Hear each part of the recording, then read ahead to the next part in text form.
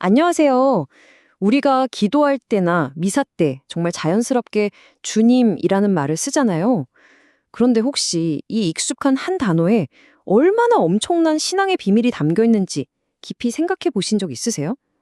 오늘은 카톨릭교회 교리서를 바탕으로 우리가 매일 부르는 이 주님이라는 칭호의 진짜 의미를 한번 제대로 파헤쳐 보겠습니다. 우리가 두 손 모아 주님 하고 부를 때 그건 그냥 누군가를 높여 부르는 말 그 이상입니다. 그 한마디 안에는요, 우리가 무엇을 믿고 또 세상에 무엇을 선포하는지가 담겨 있거든요. 아마 우리가 생각하는 것보다 훨씬 더 크고 깊은 고백일 겁니다.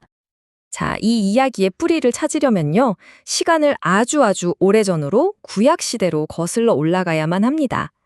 주님이라는 칭호의 시작은 바로 하느님 자신의 이름과 깊이 연결되어 있거든요. 하느님께서는 당신을 이스라엘 백성에게 드러내시면서 직접 이름을 알려주셨죠. 바로 야훼입니다. 이건 그냥 누군가를 부르는 호칭이 아니었어요. 하느님의 존재, 그 본질 자체를 담고 있는 너무나도 거룩하고 신비로운 이름으로 여겨졌습니다. 당시 이스라엘 사람들은요, 하느님을 향한 경외심이 정말 어마어마했습니다. 그래서 감히 이 거룩한 이름을 자기들 입에 올릴 생각조차 하지 못했어요. 혹시라도 그분의 거룩하심에 누를 끼칠까봐 두려워했던 거죠. 그래서 그들이 생각해낸 방법이 뭐냐면 야훼라는 이름 대신에 나의 주님이라는 뜻을 가진 아도나이라는 말로 바꿔서 불렀던 거예요. 그러다가 훗날 성경이 다른 나라 말로 번역되는 과정에서 이 아도나이가 바로 우리가 지금 사용하는 주님, 영어로는 로드가 된 겁니다. 참 흥미로운 여정이죠. 그러니까 여기서 핵심이 나옵니다. 주님이라는 칭호는 그 시작부터 온 우주 만물을 다스리시는 하느님의 절대적인 힘, 그분의 권능과 주권을 의미하는 단어였다는 것. 이게 정말 중요합니다.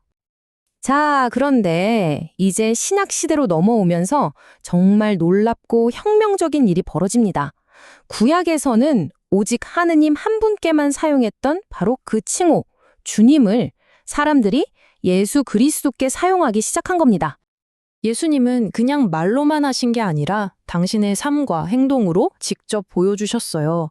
성난 파도를 잠재우시고 마귀를 내쫓으셨죠. 또 사람의 죄를 용서해 주시고 마침내 그 누구도 이길 수 없었던 죽음까지도 이겨내셨잖아요.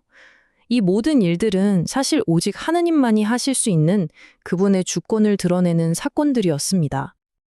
그리고 그 모든 능력의 정점을 찍은 사건이 바로 부활입니다.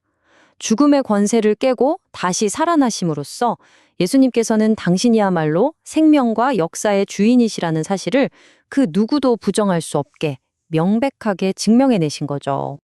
이 엄청난 사건들을 겪고 나서 초대교회 신자들은 확신하게 됩니다.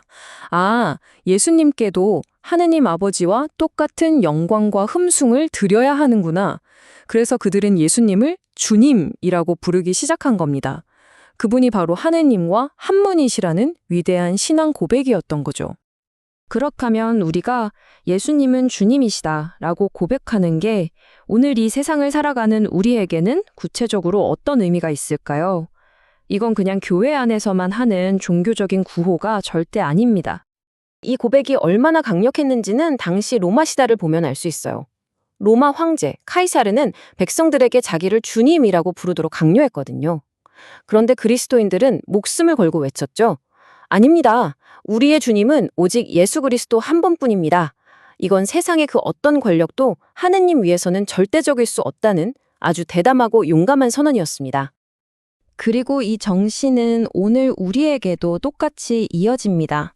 예수님을 나의 주님으로 믿는다는 건요, 내 삶의 주인이 이 세상의 돈이나 권력, 명예가 아니라는 선언이에요.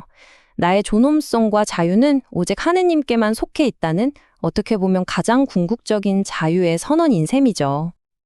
자, 이제 마지막으로 어쩌면 가장 중요한 이야기입니다. 이 위대한 고백은요, 절대로 입술로만 끝나서는 안 됩니다. 우리의 삶 전체로 증명해 보여야 하는 고백입니다. 어떤 연극에 나오는 이야기인데요. 아주 부유한 부부가 갓 태어나신 아기 예수님께 와서 기도를 해요.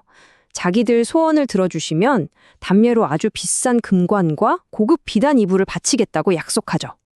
그런데 바로 그 옆에 정말 아무것도 가진 게 없는 가난한 거지가 있었어요. 이 거지는 드릴 게 없었죠.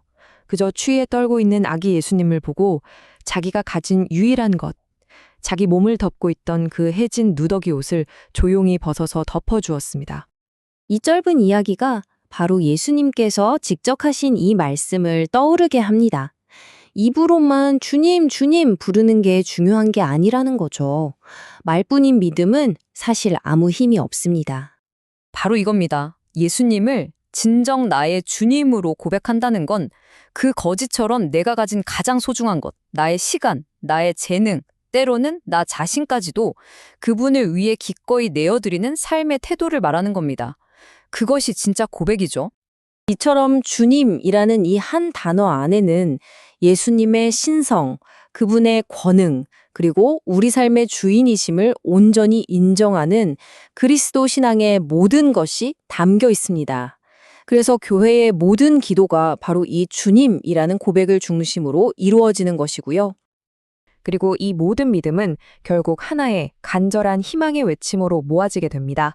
언젠가 다시 오실 우리의 주님을 기다리는 외침 말입니다. 초대교회 신자들은 마라나타 하고 기도했다고 합니다.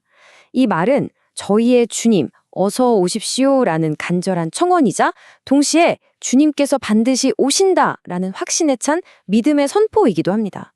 오늘 우리가 함께 나눈 주님이라는 칭호의 깊고 놀라운 의미가 바로 이 한마디에 다 담겨 있는 셈이죠. 여러분의 삶의 주님은 누구이십니까?